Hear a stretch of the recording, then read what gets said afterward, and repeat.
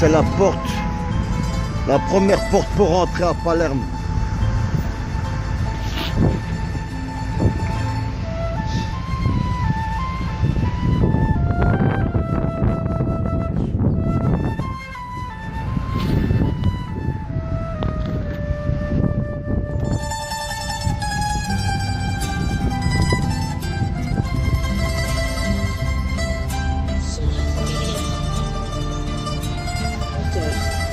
Au milieu de cette verdure vivent de récentes colonies de petits perroquets qui ont préféré la liberté à la...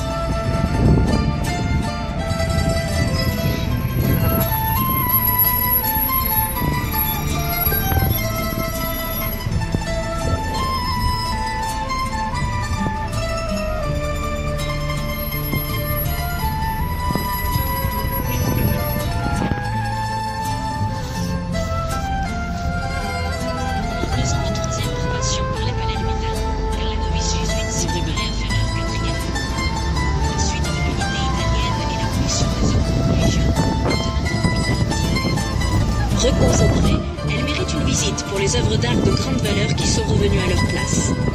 Le tissu urbain fait de ruelles et de petites places dans lesquelles elle fut élevée n'existe plus. Autour d'elle, de très modestes maisons populaires construites à la hâte juste après la guerre. Et de son chemin de ronde. Plus loin, à droite, se découpe Porte Mazara et une partie des murs. C'est de là que partait la route pour le sud de l'île, pour Mazara del Val.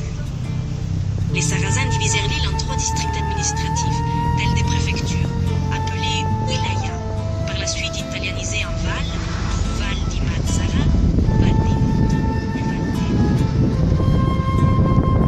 jusqu'au Bougainville.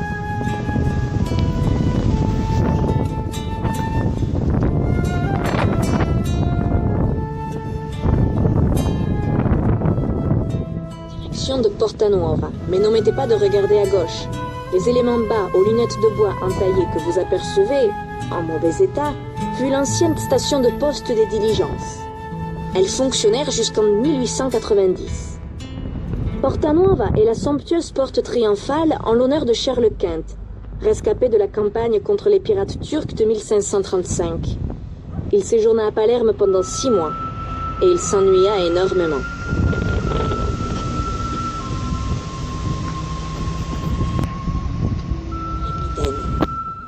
Avant de descendre au prochain arrêt, laissez-nous dire 2 mots sur la cathédrale. Elle fut construite là où se trouvait un temple, puis une mosquée, bref, en un endroit sacré depuis toujours. C'est un ensemble pittoresque de styles d'origine, ajoutés ou refaits. Parfois en harmonie, souvent en contraste.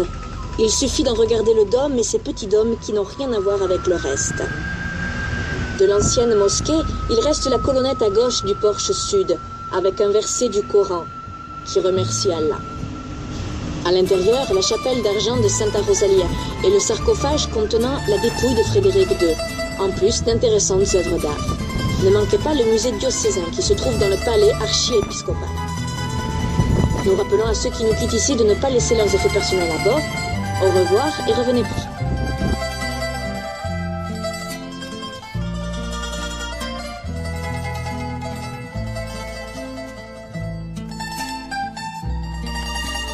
La carte.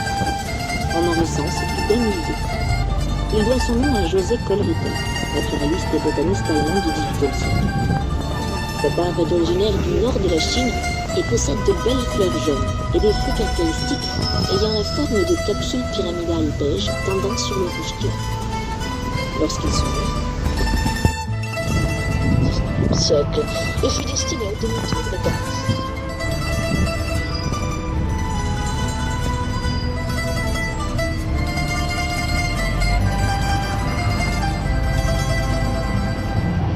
Nous allons tourner sur Via Liberta. Tout de suite à l'angle, à gauche, la villa en style néo-mauresque du duc de Realmena. Elle fut construite en 1857, avant même la création du jardin anglais. La rampe de la route sur votre droite et la courtine des édifices nous rappellent la descente aux anciennes carrières de tuf présentes dans cette zone. Viale della Libertà, sur laquelle nous nous trouvons, est caractérisée par de majestueux platanes, dont certains ont été plantés au cours de la moitié du XIXe siècle. On en compte exactement. À gauche, nous longeons le côté principal du jardin anglais. À droite, il est possible d'apercevoir, au-delà du monument équestre de Garibaldi, ce qu'il reste des anciennes carrières de tuf. Le monument est de Vincenzo Ranusa, tandis que le significatif lion qui brise les chaînes est de Mario Rubel. À suivre, l'à l'arrière de l'hôtel Excelsior, un hôtel élégant qui nous ramène au faste de la Belle Époque. Son entrée est du côté opposé. Pendant la dernière guerre, après le débarquement de juillet 1943, il fut le siège du haut commandement militaire des Alliés.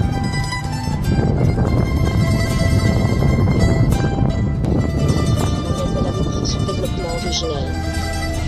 Via Liberta demeure cependant un lieu de prestige pour ses signatures internationales. Il suffit de regarder à droite et à gauche pour s'en rendre compte.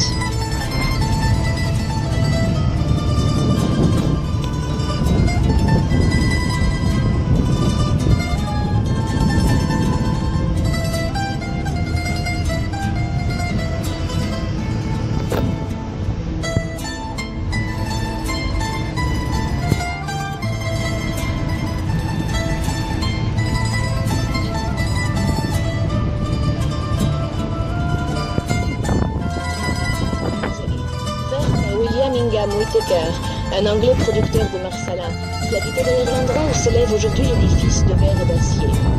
Générosité intéressée puisqu'il craignait qu'on le construise devant chez lui.